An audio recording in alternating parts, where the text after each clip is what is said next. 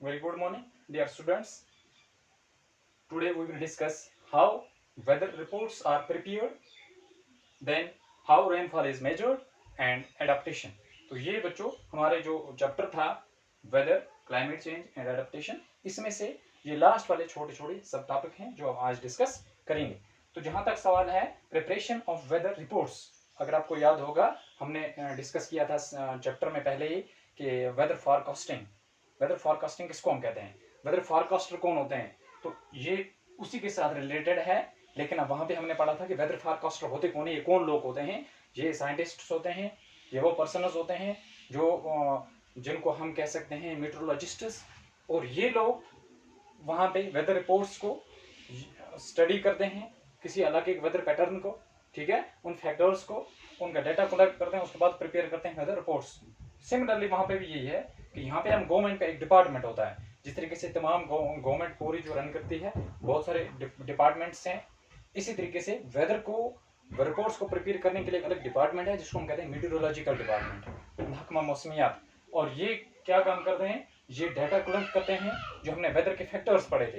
Weather के factors आपको पता है, टेम्परेचर, विंड, रेनफॉल, ह्यूमिडिटी, ये सारे हैं वेदर फैक्टर्स। और इन फैक्टर्स को ही स्टडी करके, इनको कलेक्ट करके फिर किसी इलाके का जो वेदर है वो प्रेडिक्ट किया जा सकता है, वहां पे उसकी प्रेडिक्शन, उसके पेशन गोई की जा सकती है।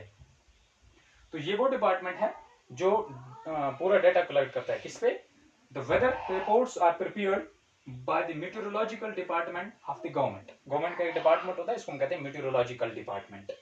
This department collects data on temperature, wind speed, humidity, etc. and makes the weather prediction. ये डाटा कलेक्ट करते हैं किस पे, टेम्परेचर पे, कि आज दिन का टेम्परेचर कितना था, या ह्यूमिडिटी कितनी थी, या फिर विंड किस स्पीड से चल रही है, विंड की स्पीड जो है या इसका रुख जो है, मूवमेंट है किस तरफ है। इस तरीके से उस डाटा कलेक्ट करके बाद में ये किसी भी इलाके के वेदर जो है प्रेडिक्ट करते हैं, उसकी पेशन गोई करते हैं कि आने वाले 24 घंटों में, आने वाले अगले जो वक्त दिन है उनमें किसी भी इलाके का मौसम किस तरीके का रहेगा। तो ये होता है गवर्नमेंट का एक डिपार्टमेंट जो ये सारा काम करता है। उसके बाद आगे चलते हैं बच्चों, हाउ इज रेनफॉल मेजर्ड। हर चीज को मेजर करने के लिए हमारे पास कोई ना कोई डाटा है, कोई ना कोई इंस्ट्रूमेंट है, ठीक है। इसी तरीके से जैसे हम देते हैं, अगर कोई सब्सटेंस ऐसी है, जैसे फॉर एग्जांपल हम कहेंगे वाटर, मिल्क, ऑयल, इसको हम लीटर्स में लेते हैं, ठीक है, या गैलन में। उसके बाद आगे चलते हैं, हम देखते हैं फॉर एग्जांपल राइस, शुगर वगैरह, इस फूड ग्रेन्स जो हैं इनको हम किस चीज़ में मेजर करते हैं, किलोग्राम्स में, ठीक है, ग्राम्स, किलोग्राम्स, देन टन, इस तरीके से। उसके बाद आगे चलते हैं तो बाकी चीज़ों को, हर चीज़ का मेजरमेंट का एक अलग स्केल है। कपड़े को मेजर करना है, उसको मीटर्स में मेजर करना है। इसी तरीके से अगर किसी कमरे को अपने इसकी मेजरमेंट निकालनी है, इसको स्क्वायर फीट में निकालनी है, तो इस तरीके से, यानी foot, square foot, metre, kilometre या किलोग्राम, ये तमाम किस्म के ये मतलब क्वांटिटेटिव मेजरमेंट्स हैं। लेकिन यहाँ पे रेनफॉल को मेजर करना है, इसको सेंटीमीटर्स में मेजर किया जाता है। लेकिन उसको मेजर करने के लिए हमारे पास एक इंस्ट्रूमेंट है जिसको कहते हैं रेन गाज। क्या कहते हैं, रेन गाज। और रेन गाज से हम रेन को जो मेजर करते हैं कि कितना रेनफॉल हुआ है किसी पर्टिकुलर इलाके में। तो यही है, rainfall is measured by an instrument called rain गाज। तो इसको एक इंस्ट्रूमेंट में मेजर किया जाता है जिसको हम कहते हैं rain gauge. It is basically a measuring cylinder with a funnel on top to collect rain water. ये एक फनल टाइप का होता है, फनल लेबोरेटरी में आप देखते हैं फनल यानी नीचे से जो उसका बॉटम होता है वो बिल्कुल क्लोज होता है, ऊपर से वाइड होता है। तो ये होता है इस टाइप, इस तरीके का टाइप, इसको हम कहेंगे फनल। ये एक मेजरिंग सिलेंडर होता है। तो ये मेजरिंग सिलेंडर में क्या होता है, इसमें किसी ओपन एरिया में रख करके हम रेन, पूरा जो रेन वाटर कलेक्ट करते हैं। उसके बाद हम देखते हैं कि रेन किस डेटा तक गई है, किस स्केल तक गई है, फिर हम प्रेडिक्ट कर सकते हैं कि हाँ इस इलाके में इतना रेनफॉल हुआ है, क्या ये 100 सेंटीमीटर हुआ है, क्या ये 50 सेंटीमीटर हुआ है, क्या ये 10 सेंटीमीटर हुआ, कितना, whatsoever the data will be as per this measuring gauge. तो हम कह सकते हैं कि ये रेनफॉल इस इलाके में इतना हुआ। तो ये रेनफॉल मेजर करने के लिए हमारे पास एक गाज है, एक इंस्ट्रूमेंट है जिसको हम कहते हैं रेन गाज। उसके बाद बच्चों एडेप्टेशन।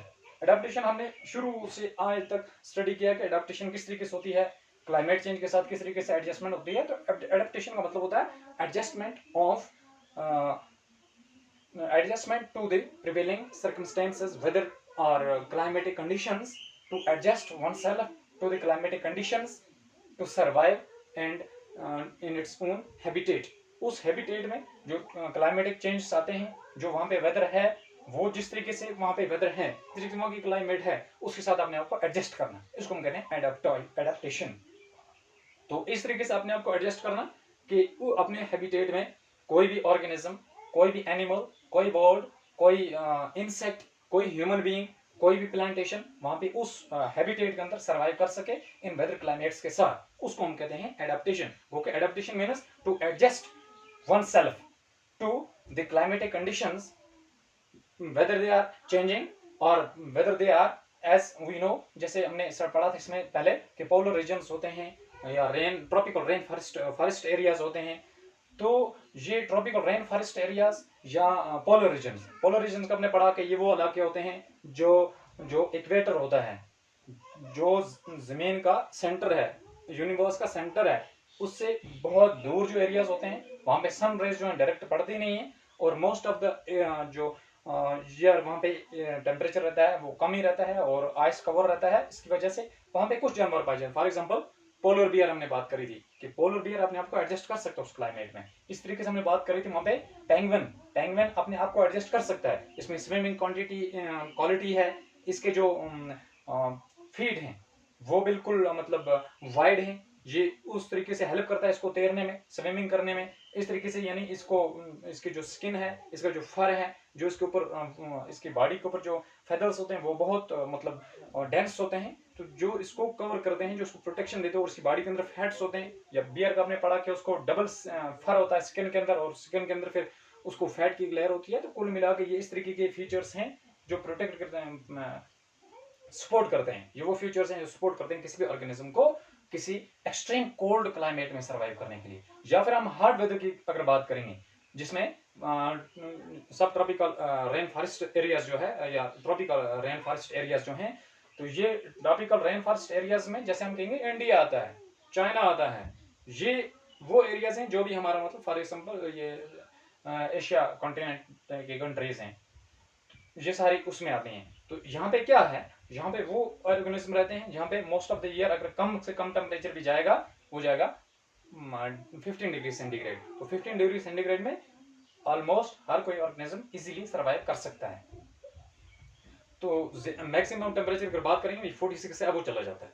तो यहाँ पे कोई भी ऑर्गेनिज्म, कोई भी एनिमल, कोई भी स्पीशीज जो है वो आराम से अपने को सर्वाइव कर सकती है, एडजस्ट कर सकती है। लेकिन पोलर रीजन्स के लिए या कोल्ड एक्सट्रीम कोल्ड रीजन्स के लिए अपने आप को एडजस्ट करना बहुत ही मुश्किल है। वहां पे स्पेसिफिक फीचर्स जिन ऑर्गेनिज्म में पाए जाते हैं, जिन एनिमल्स पाए जाते हैं, वही वहां पे सर्वाइव कर सकते हैं।